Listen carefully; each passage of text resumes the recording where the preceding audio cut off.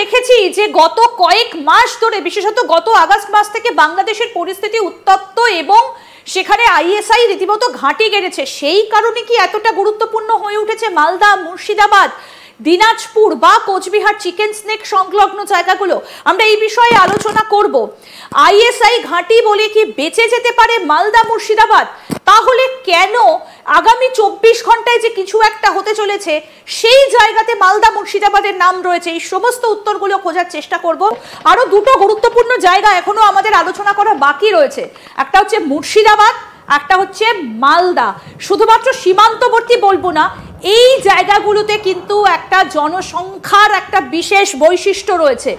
কিন্তু যদি শুধু মুর্শিদাবাদ বা শুধু মালদা বলি, যেমন আমরা দিনাজপুর নিয়ে আলোচনা করছিলাম, চিকেন স্নেক নিয়ে যখন আলোচনা করছিলাম, অনেকগুলো জায়গাকে পয়েন্ট আউট করা হয়েছিল, কিন্তু মুর্শিদাবাদ, মালদা এরকম করে আলাদা করে কিছু দেখতে পাচ্ছি না। পুরো জেলাটার দিকে নজর দেওয়া হয়েছে। এটা কতটা গুরুত্বপূর্ণ? মুর্শিদাবাদ, মালদা আজকের দিনে আমার পশ্চিমবাংলা বাসী হয়ে একটু তো লজ্জা লাগে বলতে নিজের দুটো জেলা, কিন্তু this are hotbed of some activities, terrorist activities, some activities which is anti-national in point. এটা এমন কিছু কয়েকটা কাজ হচ্ছে এই দুটো জায়গায়, মালদা, কালিয়াচক, ব্লক 1, ব্লক 2, মুর্শিদাবাদের এই বিভিন্ন জায়গায়। কিছুদিন আগেই আমরা প্রত্যেকে গণমাধ্যম, ইলেকট্রনিক মিডিয়া, প্রিন্ট মিডিয়া দেখেছি যে মুর্শিদাবাদে কিভাবে কি ঘটনা ঘটেছে। তো এই সবের ঘটনার পেছনে যদি ডটটা মেলান, কেউ না কেউ এটাকে নিয়ন্ত্রণ করছে। নিয়ন্ত্রণ কোথার থেকে করছে? আইবির পাশে বাংলাদেশ থেকে করছে। সেটা ঢাকা হতে পারে, সেটা সিলেট হতে পারে, সেটা কুমিল্লা হতে পারে, বাট কেউ না কেউ এটাকে নিয়ন্ত্রণ করছে।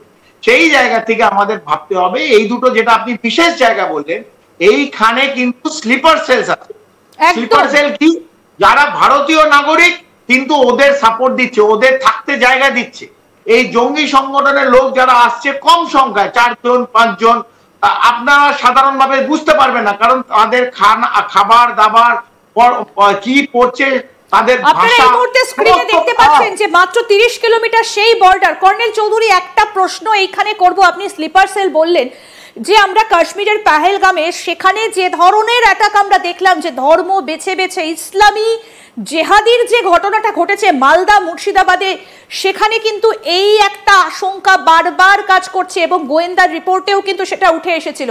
আপনার সঙ্গেও আলোচনা হচ্ছিল যে একটা সিগন্যাল হ্যাম রেডিওর মাধ্যমে যেটা ধরা পড়েছিল, মালদা এবং মুর্শিদাবাদ কিন্তু সেই জায়গায় পয়েন্ট আউট হয়েছিল। একদম আপনি অফ কারেক্টলি ব্রট আউট। ওই জন্যই আমাদের একটু সতর্ক থাকতে হবে। দেখুন, নাশকতা যে করবে সেটা তো সাধারণ নাগরিক ধরতে পারবে না। এটা ধরার দায়িত্ব যাদের আছে, এই রাজ্য এবং কেন্দ্রের বিভিন্ন এজেন্সি, তাদের অ্যাক্টিভ হতে হবে। তারা অ্যাক্টিভ ছিল না বলে আজকে আমরা দেখেছি পেহেলগাঁওয়ে 26 জনের বেশি ভারতীয় নাগরিককে কিরকম ভাবে cold blooded murder supported and perpetrated from Pakistan. সেইখানে নাগরিকদের যে মক ড্রিল করতে হবে সেটা একটা উদ্দেশ্য আছে। কিন্তু আপনি যেটা বললেন, নিশ্চিতভাবে এই দুটো জায়গা we have to B extremely careful. কারণ আইএসআই প্রধান লক্ষ্য হচ্ছে, এখন প্রধান লক্ষ্য যেহেতু ওইদিকে অ্যালার্ট, পশ্চিম এবং উত্তর অ্যালার্ট, এই পুরো নজর ঘোরাবার জন্য এমন একটা কিছু নাশকতার ছক এই পূর্ব দিকে করবে, সেটা মালদা, মুর্শিদাবাদ একটা লঞ্চ প্যাড হতে পারে, প্ল্যাটফর্ম। ওইখান থেকে শুরু করে এসে ধরুন কলকাতায় করলো, অথবা মুকুটমণিপুরে করলো, অথবা ধরুন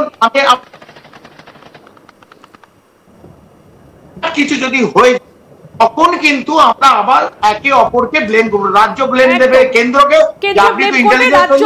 অর্থাৎ এই জায়গাগুলো, কর্নেল চৌধুরী আপনি জায়গাগুলোর গুরুত্ব সম্পর্কে বোঝালেন।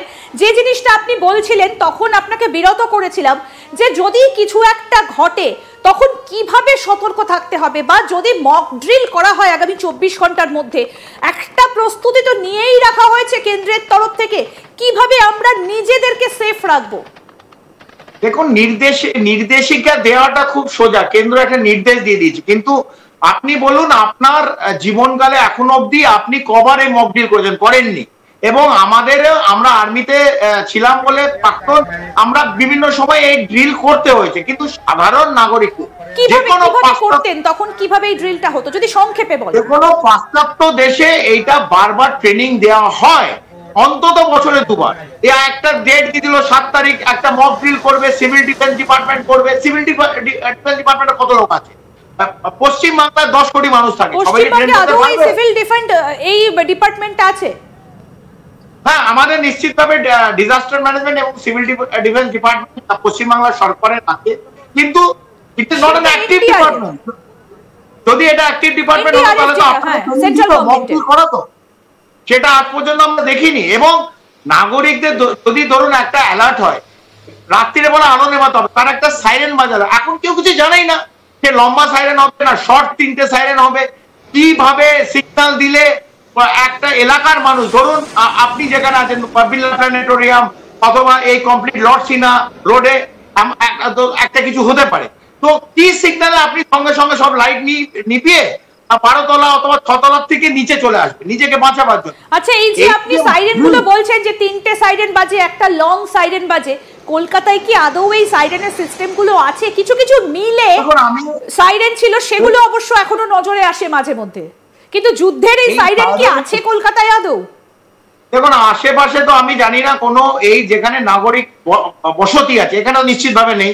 তবে আমি যেটা স্ট্র্যাটেজিক অ্যাসেটের কথা বললাম, ধরুন এয়ারপোর্ট অথবা হাওড়া ব্রিজ অথবা ফারাক্কা ব্যারাজ অথবা এই সেল অথবা ডিএসপি দুর্গাপুর স্টিল প্লান্ট অথবা তাপবিদ্যুৎ কেন্দ্র, এগুলোতে সাইরেন আছে, নিজস্ব ভাবে আছে। এরা মক ড্রিল করে, সিআইএসএ মক ড্রিল করে, সিআরপিএফ করে।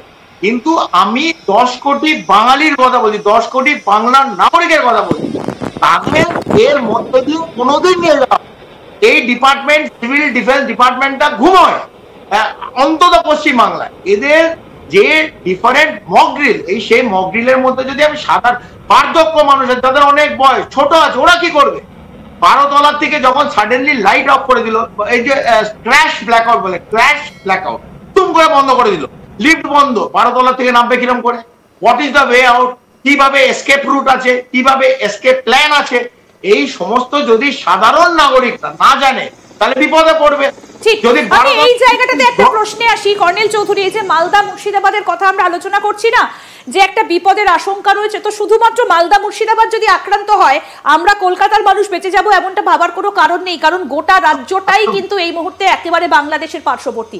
এই যে আমরা দেখি যে রোজা শুরু হওয়ার আগে 4টের সময় মন্দিরে একটা সাইরেন বাজে, মসজিদে, মাফ করবেন, মসজিদে সাইরেন বাজে, তো তিনি যে ইমামদেরকে এই যে ভাতা দেওয়া ব্যবস্থা রয়েছে না, আমরা দেখি যে যখন রোজা চলে 1 মাস ধরে, তখন তিনি যান, তো ইমামদেরকে ভাতা দেন, তাদেরকে বিভিন্ন অনুষ্ঠানে নিয়ে যান, তাহলে মসজিদগুলোকে কি ইউজ করা যেতে পারে? কারণ এটা তো সবার সুরক্ষার প্রশ্ন, আপনি আমি আমরা সবাই, এটা সুরক্ষার বিষয়। আমরা বিভিন্ন জায়গাতে পশ্চিমবঙ্গে মসজিদগুলো পেয়ে যাব, যখন নিরাপত্তার বিষয় তখন তো সবাইকে একসঙ্গে থাকতে হবে, তখন তো আর কে হিন্দু কে মুসলিম এটা তো ভাবার কোনো কারণ নেই।